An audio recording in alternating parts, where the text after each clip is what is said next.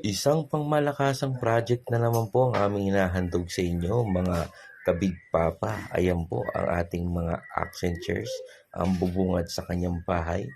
And of course, yung ating pangmalakasang valance and curtain set. So yan, ina-arrange pa lang po, kaya inner pa lang po ang nakalagay. Yun. And after nyan, kita-kita nyo naman po, talagang pangmalakasan yung accent chair natin. And sa kanyang dining area, another valance set with curtain set as well. Ayan.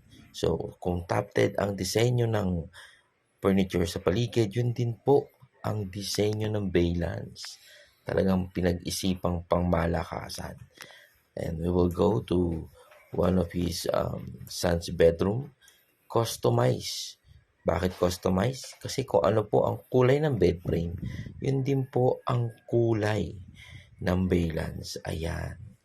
So, and of course, ang ating pangmalakasang wall-mounted headboard na inupholster din ng kanyang Nara bed frame. Yun o, kitang-kita niyo naman po.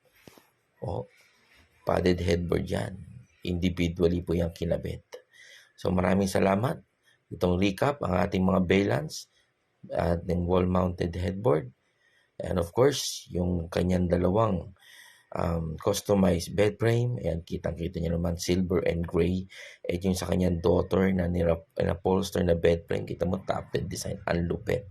So, thank you very much ulit, Ma'am Marlene ng Molino One.